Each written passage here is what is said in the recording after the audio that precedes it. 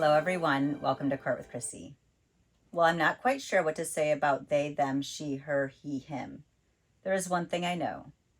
Judge Robinson cares more about courtroom decorum than your gender pronoun.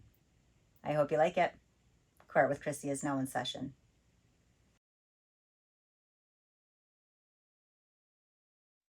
Hello? Yes. What is your name? Nanaya Amuchi. And I use they, them pronouns. Are you on this, and what is the case number you have, ma'am? No, you don't need to give me any notoriety, just by my name. What case number do you Hello? have? Yes. What is your name? The case Nanaya Amuchi. And I use they, them pronouns. What is your case number? My case number is 231-40446. Okay, I'll put you back in the waiting room. That's two of you. I have one more person apparently. Well, this is she. And Devon B.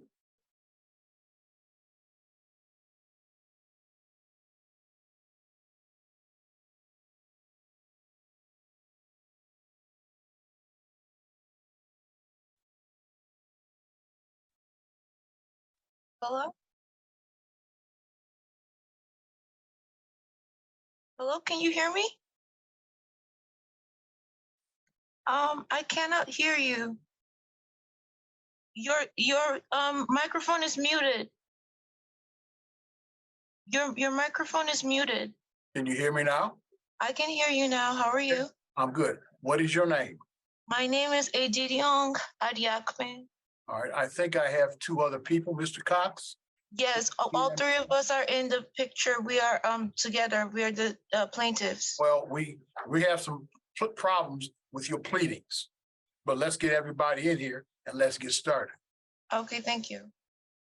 This is Devon B is one. And then this person here.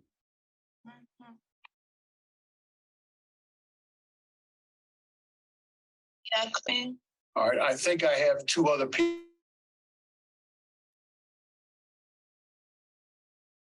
Hello? Okay. I'm waiting for one more person to unmute. Okay, that is Devon, Deb. I'm here. All right. This is file number 23-140-446.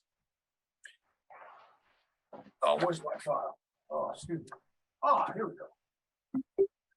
And could I have your name, ma'am? My name? Yes. Okay, my You are the government. main plaintiff. Yes, my government name is Edidiong Adiakme, but I go by Didi. Mr. Cox, your appearance.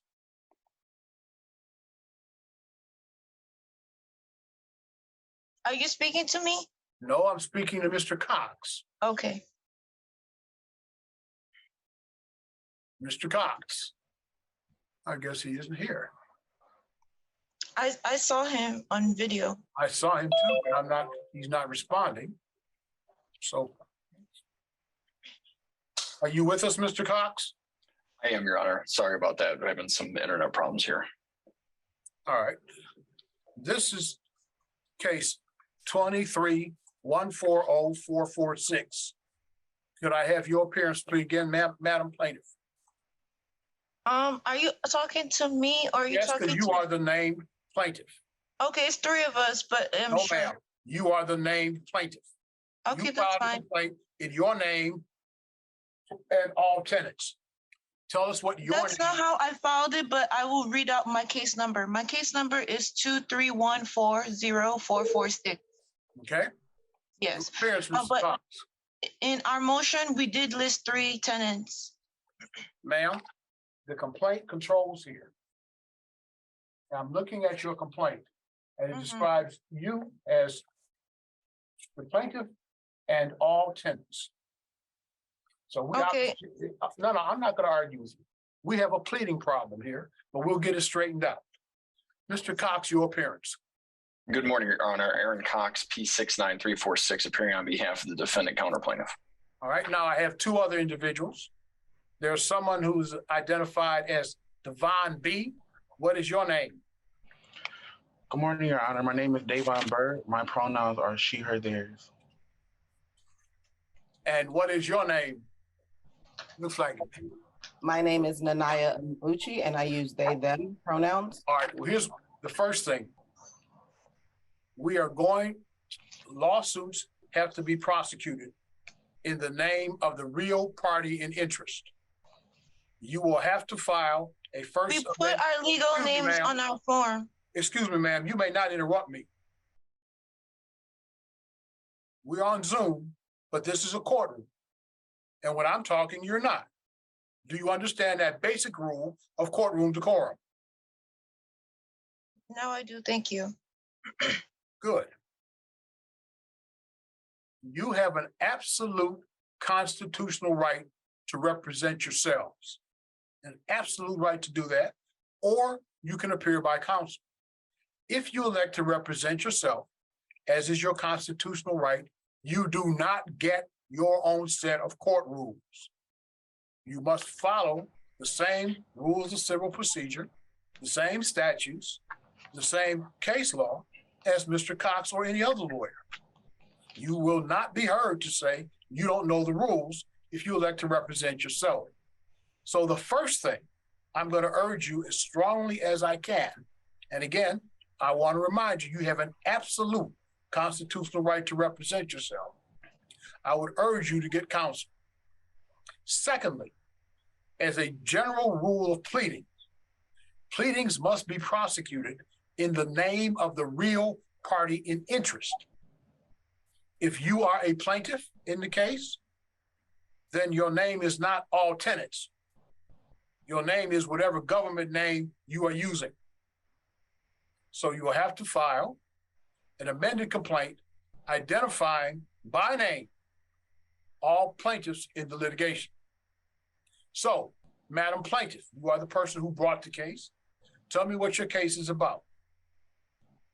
Okay. We have filed a complaint in PDF format that we uploaded when we made the e-filing. We have copies of that in print as well that we can share in the Zoom. But everything I'm going to read out now is what we have submitted to your court, and we have proof of service, we have receipt numbers, and any other additional information you need, including screen sharing the PDF that shows our government names. So I'm going to stop right here. Out my I'm going to read out my amended complaint. I do not need you to read the complaint. I'm asking you what your complaint is about. It's about retaliation. It's about retaliation. We have a retaliation case against Banyan property. Okay. And one of the things that I read in your case was that apparently the lease had expired and then you folks became tenants. That was a lie. That was a lie. Okay. All right. Well, look, apparently we're not going to get anything done here today. So what I'm going to do. We are trying to consolidate our case today. No, ma'am. You have a landlord-tenant case that is pending before another judge. Has that case been resolved or not?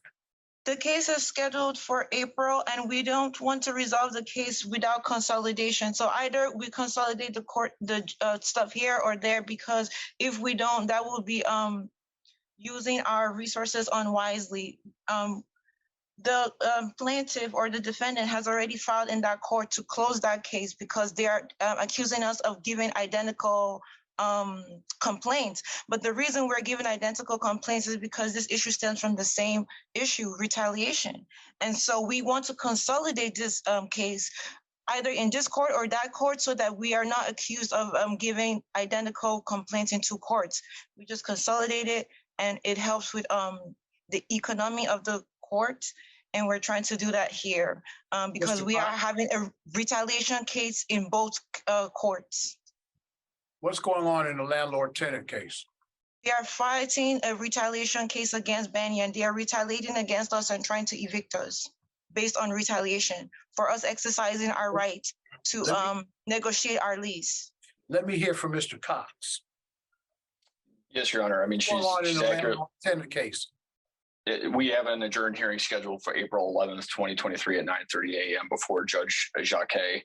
Okay, At that time, the court, I anticipate, is going to entertain our motion to dismiss counter complaints that they filed in that case that are identical to those complaints filed here, as well as our motion for entry of a judgment under MCR 4.201J2, because there's no triable issue with respect to the possessory issue. If the court does in fact entertain those motions and grant the relief I anticipate they will, then their motion to consolidate will be mooted.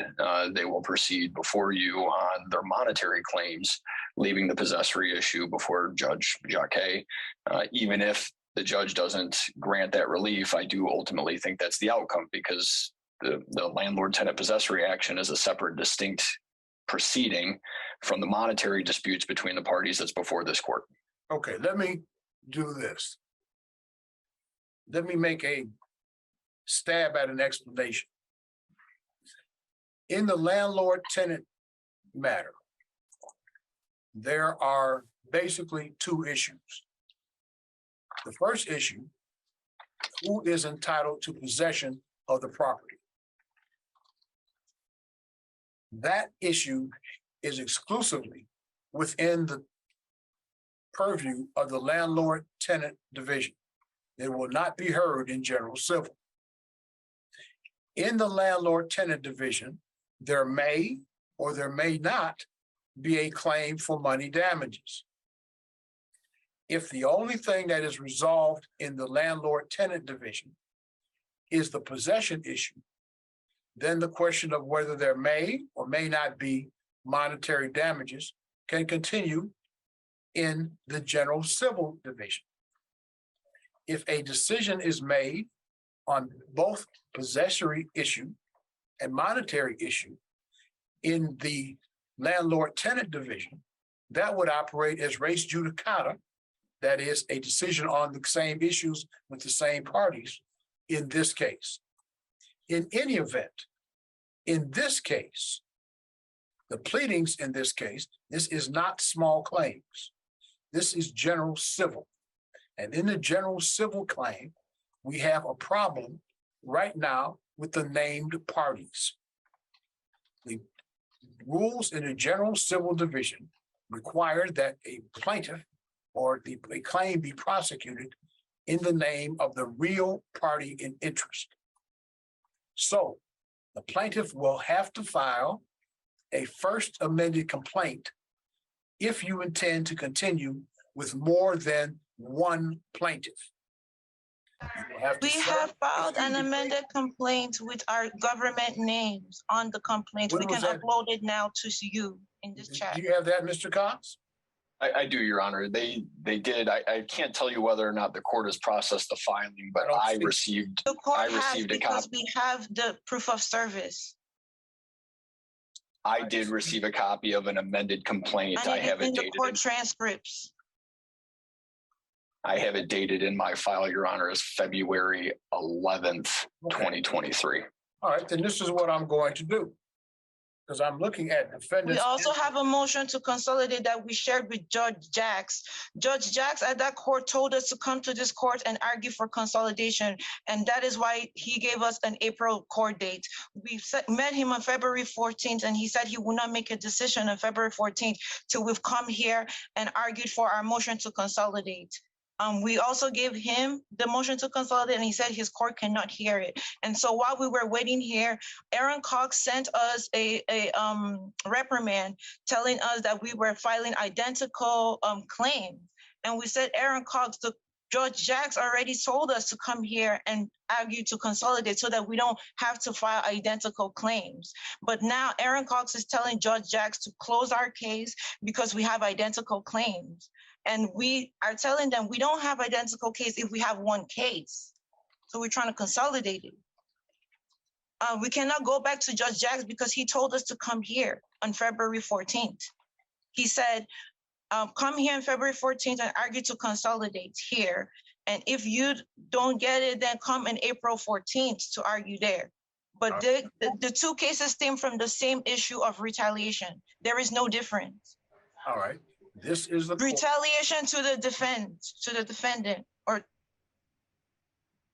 This is my decision.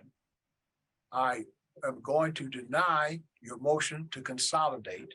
Why? Excuse me. If you would listen, perhaps you could hear my explanation. I would appreciate the opportunity to speak without interruption. Sorry. I thought we had this conversation before. I'm sorry. I don't want to repeat myself. You won't. What I'm going to do is I'm going to deny the motion to consolidate insofar as it relates to issues of possession of the property. You folks will decide with Judge Jacquet what the decision is in regard to the possession of the property, who's entitled to be in the property. The monetary claims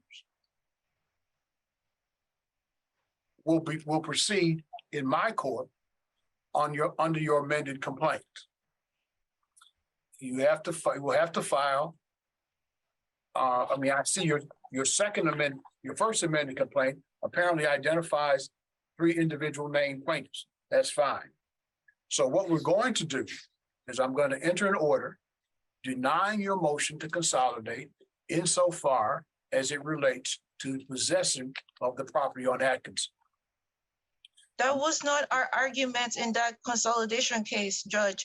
Our argument was retaliation. Ma'am. So you're denying our consolidation because you're saying we argued for possession. We did not argue for possession of the property. Ma'am. We're arguing for retaliation. You're not listening. And let me make something else clear. If you disagree with my decision, ma'am, you have an absolute right to appeal it. An absolute right to appeal it. That will waste more excuse me. judicial resources. Excuse me, I am not going to argue with you. This is what I'm going to do. I will enter an order granting the motion to denying the motion to consolidate insofar as it relates to the possession question of the property. I will open your written discovery. I will give you a return date, and that return date will be April 4th at 11 o'clock. Does that work for everybody? Your Honor, since we're all named, can I speak? Yes, ma'am.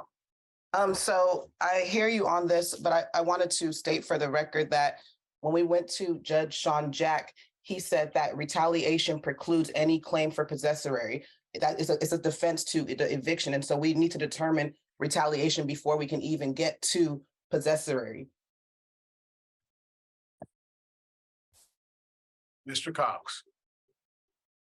Your Honor, while retaliation is an available affirmative defense in a termination action, it is not an absolute defense, and it's one that must be proven.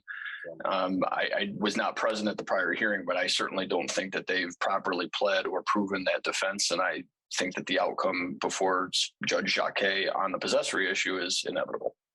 Well, whatever the outcome is, it's in between Judge Jacquet and the folks who are litigating the case. That is not before me. I don't know how much more clearly I can say that. And so I'm going to stop repeating myself. I'm going to tell you what I'm going to do. Thank you. You disagree with my order, you have an absolute right to appeal.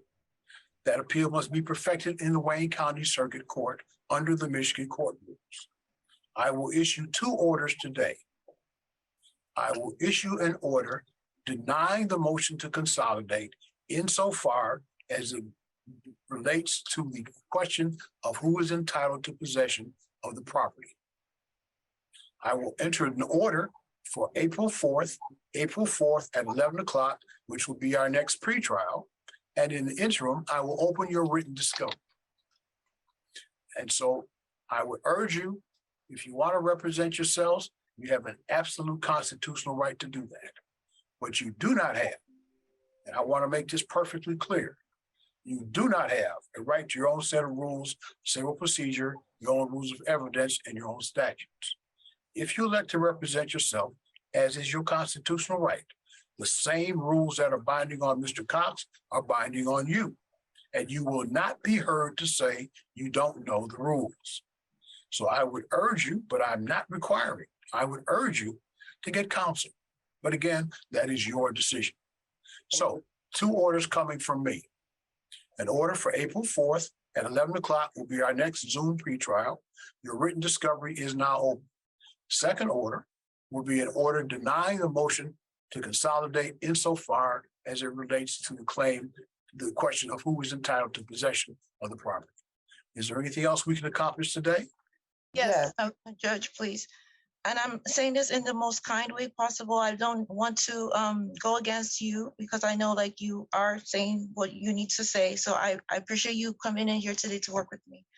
April 4th is actually not a good day for me because of my surgery. So I was wondering if we could have a sooner day in March, preferably as soon as possible. I'm trying to have this behind me before my surgery. Well, here's the problem. The written discovery operates on a 28-day cycle.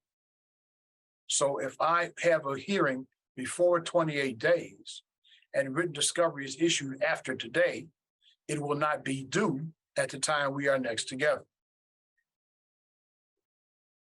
Judge, if we can get a sooner day before April 4th, 28 days from now, I think we'll have some time before April 4th. We'll get everything we need to. I cannot have our next hearing be before my surgery. That's okay. When is that scheduled? For HIPAA reasons, I can't share too much private information. I don't want to know what, I want to know when. Yes, April. No. I will go through my records. They told me the first week of April. Okay, then we'll do it. So I just need something before then. No. Again. Today is what day? March 7th. Is that right? What's 7 Yes, Judge. 28? Correct. It'd be 35. So if I do it in March, any discovery would not be due yet. So let's do it later. Or we can keep to April 4th. That's fine. April 4th is fine. Well, if one of you has a problem with it, I don't want to be forcing people. We can We'll just have a later date, that's all.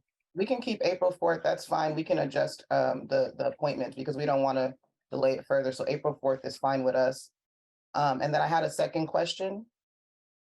Mr. Cox, does April 4th work for you? It does, Your Honor, yes. Okay.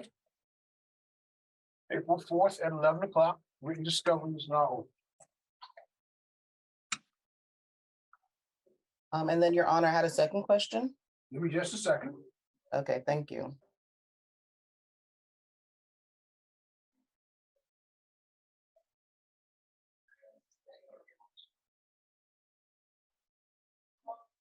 What was that question, please? Since the amended complaint, there's been a couple other documents filed. One being a motion to a summary disposition by Aaron Cox, and then we had a defendant's response to the plaintiff's response to motion for consolidate. We're just checking if your office received that. We have the proof of service and whether or not that's relevant for today. At this time, it is not relevant. Okay, thank you. Okay, then we'll see April 4th at 11 o'clock, and we'll be on Zoom. You'll get 2 orders from me. You'll get the scheduling order and the order in regard to the motion to consolidate. Thank you all for coming in. We're off the record. Thank you, Your Honor. Have a great day, Judge. You too. Be safe now.